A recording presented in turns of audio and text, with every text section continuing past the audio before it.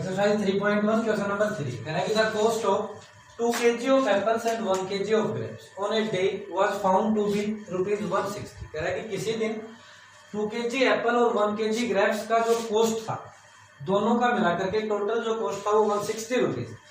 After a month कह रहा है कि एक मंथ बाद में 4 kg of apples and 2 kg of grapes, कह रहा है कि एक मंथ बाद 4 kg एप्पल और 2 kg ग्रेप्स का जो कॉस्ट है वो 300 रुपीज हो जाता है। कह रहा है कि represent the situation algebraically and geometrically. जैसा हमने पहले वाले क्वेश्चंस के अंदर किया था सेम उसी तरीके से इस स्टेटमेंट से भी आपको अलजेब्रिकली और जियोमेट्रिकली दोनों तरह से इसको रिप्रेजेंट करना है। ठीक है, अलजेब्रिकली और जियोमेट्रिकली रिप्रेजेंट करने का मतलब इक्वेशन बनानी है, उन इक्वेशंस को ग्राफ के ऊपर रिप्रेजेंट करना।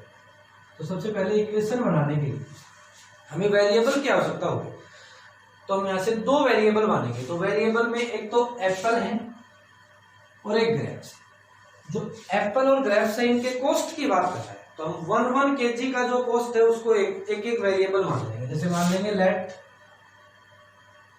Cost of 1 kg of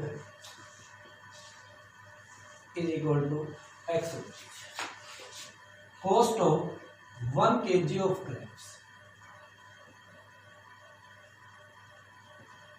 is equal to y. देखिए हमने मान लिया कि 1 kg एप्पल का जो कॉस्ट है वो एक्स रुपीज है, 1 kg ग्रेप्स का जो कॉस्ट है वो Y rupees.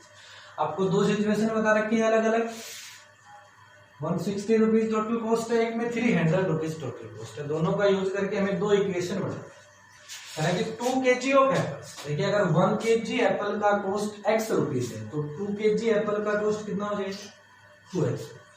And 1 kg of grapes, और 1 kg ग्रेप्स का कॉस्ट कितना है y, तो प्लस y। जब दोनों को ऐड करोगे तो कह रहा है कि कुल मिलाकर के टोटल जो कॉस्ट आएगा वो 160 रुपीज। Equation number 5। अगला कह रहा है कि 4 kg of apples and 2 kg of grapes. देखिए 1 kg एप्पल का कॉस्ट है x रुपीज, तो 4 kg एप्पल का कॉस्ट होगा 4x। तो जो 1 kg का कॉस्ट था अगर उसको 4 से इंटू कर देंगे तो 4 kg का टोटल कॉस्ट आएगा। 2 kg ऑफ ग्रेप्स, देखिए 1 kg ग्रेप्स का जो कॉस्ट है वो कितना है y rupees.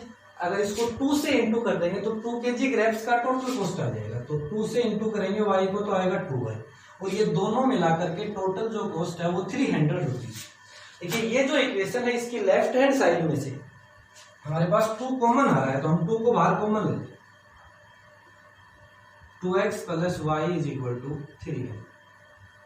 2x plus y, 2 अगर उस साइड जाएगा तो डिवाइड में चलेगा, कैंसिल हो जाएगा 150। 2x plus y is equal to 150, equation number 7। ये जो दोनों इक्वेशन है, इक्वेशन फर्स्ट और इक्वेशन सेकंड, ये इस सिचुएशन की अलजेब्रिकली रिप्रेजेंटेशन। कैसे रिप्रेजेंटेशन है? Algebraically representation. देखिए अब हमें इन दोनों सिचुएशंस को जियोमेट्रिकली रिप्रेजेंट करना है। जियोमेट्रिकली रिप्रेजेंट करने का मतलब इनको ग्राफ के ऊपर रिप्रेजेंट करना है। जब इनको हम ग्राफ के ऊपर रिप्रेजेंट करेंगे तो दोनों इक्वेशंस के 2 सॉल्यूशन फाइंड आउट करेंगे। 2x plus y is equal to 160। देखिए सॉल्यूशन फाइंड आउट करने के लिए एक वेरिएबल को लेफ्ट हैंड साइड में रखना है, दूसरे वेरिएबल और कांस्टेंट टर्म दोनों को राइट हैंड साइड में लेके जाना है। तो हम y वेरिएबल को इधर रख लेते हैं लेफ्ट हैंड साइड में। 160 पहले से ही उधर है, तो 2x अगर उस साइड जाएगा तो उधर जाके माइनस का हो जाएगा। अब देखिए राइट हैंड साइड में जो भी वेरिएबल है उसकी जगह पुट करना है 0, 1, 2, 3 कोई भी एक रियल नंबर, और दूसरे वेरिएबल की वैल्यू फाइंड आउट करनी है। तो राइट हैंड साइड में x है तो हमें x की जगह पुट करना है। Put x is equal to 80। क्या पुट करेंगे? x की जगह 80। जब x की जगह 80 पुट करेंगे तो y की वैल्यू आएगी 160 माइनस 2 इंटू 80। 160 माइनस 2 इंटू 80, जब 2 की 80 से इंटू करेंगे तो 160 आएगा। 160 माइनस 160 0, तो y इज इक्वल टू आ जाएगा 0। Put x is equal to 80 put किया था, अब 70 पुट कर लेंगे। देखिए यहाँ हम 80 70 ऐसे पुट करेंगे क्योंकि यहाँ हम जो क्लास इंटरवल मानेंगे वो 10 10 के क्लास इंटरवल मानेंगे, क्योंकि 1 2 3 के क्लास इंटरवल मानेंगे तो ये ग्राफ काफी बड़ा हो जाएगा। जैसा हमने पहले वाले क्वेश्चन में 100 200 300 ऐसे क्लास इंटरवल माने थे, ऐसे हम यहाँ 10 10 के क्लास इंटरवल माने। तो क्लास इंटरवल मानने के लिए हम ऐसे ही नंबर पुट करेंगे 10 20 30 40 50 60 70। ये नंबर पुट करने से क्या होगा, ये जो आंसर है, तो ये जो ग्राफ है वो सही बन जाएगा। Put x is equal to 7। तो यहाँ से हमें y की वैल्यू फाइंड आउट करनी है। y is equal to 160 minus 2 into 7। y is equal to 160 minus 1 y is equal to 20। अभी दोनों को एक टेबल के अंदर रिप्रेजेंट करें।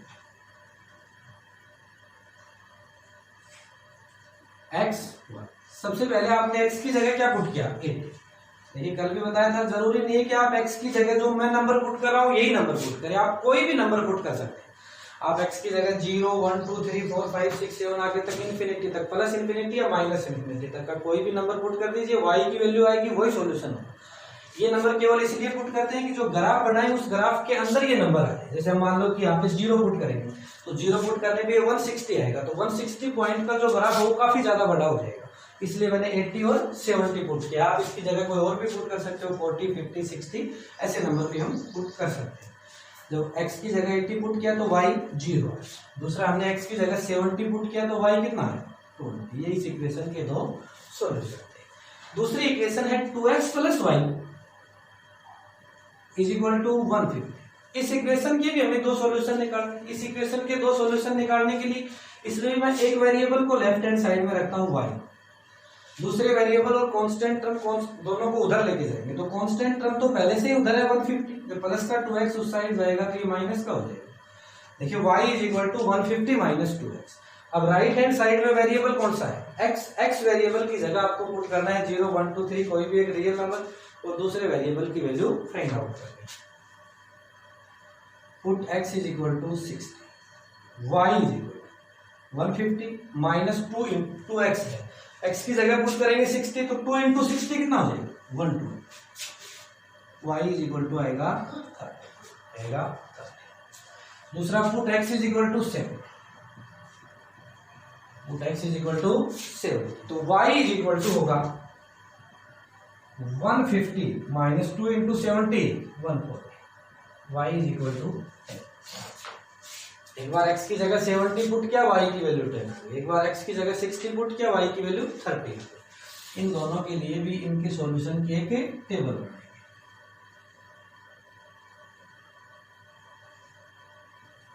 x y, सबसे पहले हमने x की जगह 60 पुट किया, 60 पुट करने पर y की वैल्यू क्या आएगी 30, जब 60 पुट किया तो y की वैल्यू आई 30। दूसरा हमने x की जगह पुट किया 7 तो y की वैल्यू आई 10, y की वैल्यू क्या आई 10। ये इसके दो सॉल्यूशन है। अब देखिए इसको भी ग्राफ के ऊपर रिप्रेजेंट करना है, जब इसको ग्राफ के ऊपर रिप्रेजेंट करेंगे तो ये x एक्सिस, इसके परपेंडिकुलर ये y एक्सिस, दोनों जहां इंटरसेक्ट करती हैं वो इस कार्टेशियन प्लेन का ओरिजिन है, जिसको जनरली o से रिप्रेजेंट किया जाता है। देखिए इधर की जो x एक्सिस है वो पॉजिटिव होगी, ये नेगेटिव होगी, ऊपर की जो y एक्सिस है वो पॉजिटिव होगी, नीचे की जो y एक्सिस है वो नेगेटिव होगी। तो हम यहाँ जो क्लास इंटरवल मानेंगे वो 10-10 की क्लास इंटरवल मानेंगे, क्योंकि जो सॉल्यूशन देखे जैसे 0 है सॉल्यूशन में, 20 भी है, 70 भी है, 80 भी है, 10 30 60 और 70।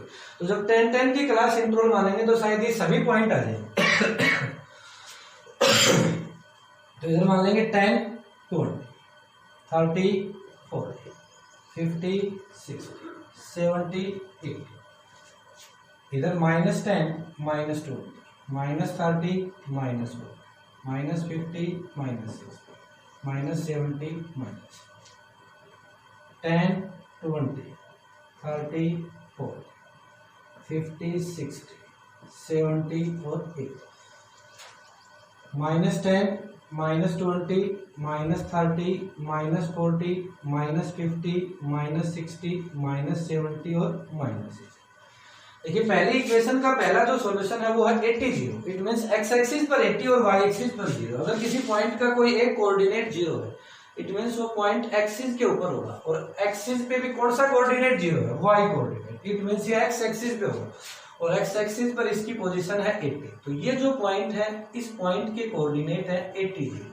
इट मींस वो उस इक्वेशन का पहला सॉल्यूशन। उसी का दूसरा सॉल्यूशन है 70 20, x एक्सिस पर 70 और y एक्सिस पर 20। तो ये पॉइंट होगा 70 20, x पे 70 होगा y पे 20 होगा, दोनों से दो लाइन लगाएंगे, दोनों लाइनें जहां भी इंटरसेक्ट करेंगे उसी पॉइंट के कोऑर्डिनेट होंगे 70 20। देखिए दोनों लाइनों को स्केल से एक स्ट्रेट, दोनों पॉइंटों को स्केल से एक स्ट्रेट लाइन के अंदर ज्वाइन करेंगे। ये जो स्ट्रेट लाइन है, स्ट्रेट लाइन की इक्वेशन होगी 2x + y = 160। 2x plus y is equal to 160, क्योंकि पहले वाली इक्वेशन की सॉल्यूशन थी, तो जो लाइन आएगी वो पहले वाली इक्वेशन की ही लाइन है। दूसरी इक्वेशन का पहला सॉल्यूशन है 60 30, इट मींस x एक्सिस पर 60 और y एक्सिस पर 30, तो ये पॉइंट होगा 60 30। इस पॉइंट के कोऑर्डिनेट है 60 30। दूसरी इक्वेशन का दूसरा सॉल्यूशन है 70 10, x एक्सिस पर 70 ये है, y एक्सिस पर 10 ये दोनों लाइनें यहाँ इंटरसेक्ट कर रही हैं, तो ये कोऑर्डिनेट हो गई 70 और 10। इन दोनों को भी इस तरीके से एक स्ट्रेट लाइन के अंदर ज्वाइन। इस लाइन की जो इक्वेशन है वो होगी 2x plus y is equal to 150। 2x plus y is equal to 150।